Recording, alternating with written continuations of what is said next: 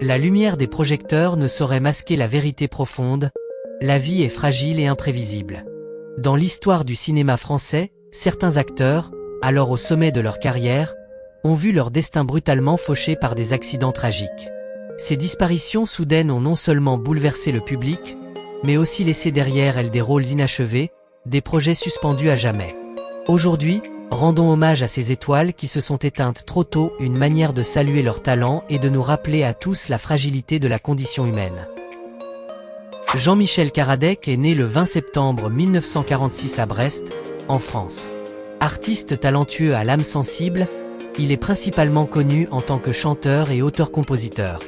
Toutefois, il a également participé à quelques émissions télévisées artistiques telles que Chansons pour tous, où il ne se contentait pas de chanter, mais partageait aussi sa vision de la vie avec une profondeur remarquable. Il n'avait alors qu'une vingtaine d'années, mais son originalité artistique s'affirmait déjà avec force. Karadec s'est distingué par des chansons empreintes de poésie et d'humanité, notamment Ma petite fille de Rêve et Lille, qui ont fait de lui l'une des voix les plus touchantes et mémorables des années 1970. La tragédie survint le 29 juillet 1981, lorsqu'il trouva la mort dans un grave accident de voiture sur l'autoroute A10, alors qu'il se rendait à un concert, à l'âge de 34 ans. Cette disparition soudaine a emporté non seulement un immense talent, mais a aussi laissé une profonde tristesse dans le cœur de ses admirateurs et du monde artistique français, où il demeure à jamais comme un symbole de sincérité et de romantisme. Philippe Clay, né le 3 février 1943 à Lyon, en France, était un artiste aux multiples talents, reconnu pour sa voix grave et chaleureuse ainsi que pour son jeu d'acteur empreint d'émotion sur les scènes théâtrales et à la télévision. Bien qu'il ne fût pas une figure de proue du cinéma, il a marqué les esprits par ses rôles secondaires dans des émissions télévisées artistiques comme Théâtre ce soir, où il apparaît à la fin des années 1960, alors âgé de 25 ans. Avec un style d'interprétation simple mais profond, Philippe Clay offrait au public une impression de proximité et d'authenticité.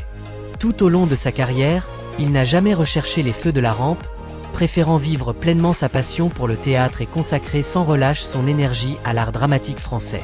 Il s'est éteint le 17 novembre 1988 des suites d'une crise cardiaque soudaine, à l'âge de 45 ans. Bien qu'il soit parti avec de nombreux rêves encore inachevés, Philippe Clay demeure dans les mémoires comme un artiste au cœur pur, qui a discrètement contribué à préserver l'élégance du théâtre français durant une époque marquée par de profonds bouleversements. Guillaume Depardieu, né le 7 avril 1971 à Paris, était le fils du légendaire acteur Gérard Depardieu, mais il s'est affirmé par lui-même grâce à son talent brut et son tempérament rebelle, refusant de vivre dans l'ombre écrasante de son père. Il s'est fait remarquer pour son rôle bouleversant dans le film Les Apprentis, 1995, à l'âge de 24 ans, incarnant avec justesse un jeune homme à la dérive, tiraillé entre l'échec et une soif de vie intense. Bien qu'il ait remporté le César du meilleur espoir masculin, son parcours fut semé d'épreuves. Accidents, dépendance, douleurs physiques et tourments psychiques l'ont constamment hanté. En 2003, après une grave complication infectieuse, il a dû subir une amputation partielle de la jambe, mais a poursuivi sa carrière avec une détermination remarquable. Guillaume Depardieu est décédé le 13 octobre 2008, à l'âge de 37 ans, des suites d'une grave infection pulmonaire causée par une bactérie résistante aux antibiotiques. Malgré une existence courte et tourmentée, il reste dans les mémoires comme un artiste authentique, indomptable mais profondément sensible, ayant laissé une empreinte unique dans le paysage du cinéma français. Pierre Vanek, de son vrai nom Pierre-Auguste Vanek, est né le 15 avril 1931 à Lang Son, au Vietnam, alors sous domination coloniale française en Indochine.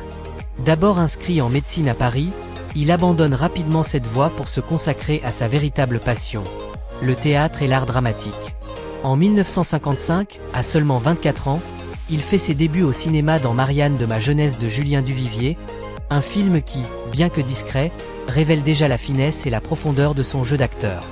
Toutefois, c'est surtout à la télévision que Pierre Vanek conquiert le cœur du public français, notamment grâce à son rôle de père bienveillant dans la série Fabien Cosma au début des années 2000. Il se distingue également dans des films comme La Science des rêves, 2006, et 2 jours à tuer, 2008. Sa carrière, longue de plus d'un demi-siècle, est couronnée par un Molière prestigieux en 1988 et une nomination au César en 2009.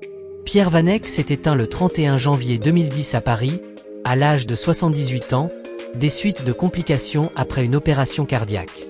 Son héritage artistique continue d'émouvoir les amoureux du théâtre et du cinéma français. Michel Coluxy, plus connu sous son nom de Scène Coluche, est né le 28 octobre 1944 à Paris. Il demeure l'un des humoristes et acteurs les plus influents de la France du XXe siècle. Avec un style satirique audacieux et une approche résolument proche du peuple, il a rapidement conquis le cœur du public. L'un de ses rôles les plus marquants reste celui dans le film Ciao Pantin, 1983, où, à 39 ans, il incarne un pompiste solitaire. Cette performance bouleversante lui vaut le César du meilleur acteur, une reconnaissance exceptionnelle pour un artiste issu du monde du comique. Mais Coluche ne s'est pas limité à la scène ou à l'écran. Il a profondément marqué la société française en fondant les Restos du Cœur en 1985, une association caritative offrant des repas gratuits aux plus démunis, encore très active aujourd'hui. Tragiquement, il perd la vie le 19 juin 1986 dans un accident de moto, à l'âge de 41 ans, laissant une nation en deuil. Michel Coluxy reste à jamais une icône du rire, de la révolte sociale et de la générosité. Daniel Rialet, né le 1er février 1960 à Malestroit, dans le Morbihan, était un acteur au style de jeu authentique et sincère, dont la présence marquante a profondément touché les téléspectateurs français. Il débute au cinéma en 1986 dans le rôle de Simon dans Le Grand Chemin, à l'âge de 26 ans, un personnage qui révèle déjà toute la profondeur et la simplicité singulière de son interprétation. C'est cependant à la télévision qu'il acquiert une notoriété durable, notamment grâce à son rôle de l'inspecteur Joseph Blomet dans la série policière Navarro, 1989, ainsi que celui du prêtre Erwan Vernou dans Père et Mère, où il mêlait subtilement humour et humanité. En plus de son talent d'acteur, Daniel Rialet a co-créé la série Les Monos, illustrant son engagement et sa polyvalence dans le milieu artistique. Il décède subitement le 11 avril 2006 d'une crise cardiaque, à l'âge de 46 ans, laissant un grand vide dans le paysage audiovisuel français. Malgré une carrière écourtée, il reste dans les mémoires comme un artiste complet, capable de transmettre des émotions vraies à travers chacun de ses rôles. Gaspard Ulliel, né le 25 novembre 1984 à Boulogne-Billancourt, était l'un des visages les plus prometteurs du cinéma français au début du XXIe siècle. Il entame sa carrière très jeune et se fait remarquer dans Les Égarés, 2003, à seulement 19 ans, où il incarne avec brio l'innocence mêlée de sauvagerie d'un adolescent emporté par la guerre et les tourments du désir. Mais c'est dans Saint-Laurent, 2014, où il interprète le couturier emblématique Yves Saint-Laurent, que Gaspard révèle toute la puissance de son jeu introspectif et raffiné. Récompensé par le César du meilleur espoir masculin en 2005, puis du meilleur acteur en 2017 pour Juste la fin du monde de Xavier Dolan, il s'impose comme une figure incontournable du cinéma d'auteur. Tragiquement, alors que sa carrière était à son apogée, il meurt subitement le 19 janvier 2022, à l'âge de 37 ans, à la suite d'un grave accident de ski survenu en Savoie. Sa disparition a bouleversé le monde du cinéma français. Gaspard Ulliel reste dans les mémoires comme une icône du 7e art français élégant, intense et profondément touchant. Jocelyn Quivrin, né le 14 février 1979 à Dijon, était l'un des jeunes espoirs les plus prometteurs du cinéma français, reconnu pour son jeu d'acteur naturel, incisif et empreint de profondeur. Il se fait remarquer dès 2001, à l'âge de 22 ans, dans la série télévisée Rastignac ou Les Ambitieux, où il incarne avec brio un jeune homme avide de réussite dans le Paris étincelant de pouvoir et de tentation. Mais c'est avec le film 99 francs, 2007, qu'il marque véritablement les esprits. Dans la peau d'un publicitaire cynique englouti dans l'univers superficiel de la consommation, il livre une performance saisissante qui lui vaut le prix Lumière du meilleur espoir masculin ainsi qu'une nomination au César du meilleur espoir. Artiste complet, il s'illustre également comme scénariste et réalisateur, laissant entrevoir une carrière multiforme et brillante. Hélas, le 15 novembre 2009, Jocelyn Quivrin trouve la mort à seulement 30 ans dans un tragique accident de voiture alors qu'il conduisait une Ariel Atom à Saint-Cloud. Sa disparition soudaine laisse un vide immense dans le paysage cinématographique français, qui voyait en lui un héritier talentueux et charismatique de la nouvelle génération. Pierre Vassiliou, né le 23 octobre 1937 à Villecresnes, était un artiste aux multiples facettes dont la carrière s'étendait de la musique au cinéma et à la télévision. Bien qu'il soit surtout connu pour ses chansons à la fois satiriques et poétiques, il a également fait quelques apparitions à l'écran, notamment dans le rôle d'Amédée dans le film Périgord noir en 1989, à l'âge de 52 ans. Si ce rôle n'a pas marqué durablement sa carrière d'acteur, il témoigne néanmoins de sa polyvalence et de sa sensibilité artistique. C'est surtout grâce à sa chanson Qui c'est celui-là, sortie en 1973, qu'il conquiert le cœur du grand public. Un véritable tube qui se vend à plus de 300 000 exemplaires et fait de lui une figure emblématique de la scène musicale française des années 70. Passionné par les musiques du monde, Vassiliou consacre les dernières années de sa vie à des collaborations avec des artistes sénégalais, enrichissant son répertoire d'influences métissées. Il s'éteint le 17 août 2014 à 7, après une longue lutte contre la maladie de Parkinson, à l'âge de 76 ans. Pierre Vassiliou laisse derrière lui l'image d'un artiste libre, plein d'humour et toujours en quête de renouveau, profondément ancré dans la mémoire des amoureux de la chanson française. Pierre Blaise, né le 11 juin 1955 à Moissac, en France, était un jeune acteur découvert de manière totalement fortuite alors qu'il travaillait comme bûcheron. Sans formation théâtrale, c'est pourtant son allure rustique et son regard profond qui séduisent le réalisateur Louis Malle, lequel lui confie le rôle principal dans Lacombe Lucien, 1974. À seulement 19 ans, Pierre incarne avec une intensité troublante un jeune Français qui, par hasard et ignorance, collabore avec les nazis pendant la Seconde Guerre mondiale, un personnage complexe et controversé qui marque profondément les esprits. Le film connaît un grand retentissement et propulse Blaise au rang de révélation du cinéma français. Mais cette trajectoire prometteuse est tragiquement interrompue lorsqu'il meurt dans un accident de voiture près de Moissac, le 31 août 1975, à l'âge de seulement 20 ans. Bien qu'il n'ait eu le temps de tourner que quelques rôles, Pierre Blaise demeure une figure marquante du cinéma des années 70. Un talent brut, authentique, dont l'intensité n'a cessé de hanter les mémoires cinéphiles. Marie Trintignant, née le 21 janvier 1962 à Boulogne-Billancourt, était la fille du célèbre acteur Jean-Louis Trintignant et de la réalisatrice Nadine Trintignant. Malgré cet héritage prestigieux, elle a su tracer son propre chemin dans le monde du cinéma, s'imposant par son talent, sa sensibilité et la profondeur de son jeu. L'un de ses rôles les plus marquants fut celui dans Betty, 1992, de Claude Chabrol, à l'âge de 30 ans, où elle incarne avec justesse une femme égarée dans sa propre vie, portée par un regard mélancolique et une vulnérabilité bouleversante. Au fil de sa carrière, Marie a tourné dans plus de 30 films et s'est imposée comme l'une des actrices les plus brillantes de sa génération. Mais sa vie s'est tragiquement achevée le 1er août 2003, à l'âge de 41 ans, après avoir été violemment battue par son compagnon, le chanteur Bertrand Cantat, dans un accès de jalousie à Vilnius, en Lituanie. Sa mort brutale a provoqué une onde de choc en France, soulevant une vive émotion et une profonde indignation. Marie Trintignant reste dans les mémoires comme une artiste d'exception, aussi lumineuse que fragile, dont le destin tragique continue de hanter le monde du cinéma. Patrick Dewaere, né le 26 janvier 1947 à Saint-Brieuc, fut l'un des acteurs les plus talentueux et intenses du cinéma français des années 1970. Doté d'un jeu instinctif, complexe et profondément émotionnel, il marque rapidement les esprits par des rôles d'une rare densité. Parmi ses performances les plus mémorables figurent celle dans Coup de tête, 1979, à l'âge de 32 ans, où il incarne François Perrin, un footballeur marginal et révolté, chargé d'une humanité brute qui reflète les propres fractures de l'acteur. Dewaere s'impose alors comme une figure de proue du cinéma engagé, aux côtés de Gérard Depardieu, notamment dans Les Valseuses ou Beau-Père. Mais derrière l'écran, sa vie est tourmentée. Il lutte contre la dépression et les blessures personnelles. Le 16 juillet 1982, à seulement 35 ans, il met fin à ses jours d'une balle dans la tête, dans son domicile parisien. Sa disparition tragique bouleverse profondément le monde artistique. Bien que sa carrière ait été brève, Patrick Dewaere demeure une icône du 7e art français. Viscéral, sincère, et habité par une intensité rare qui continue d'émouvoir bien au-delà de son époque.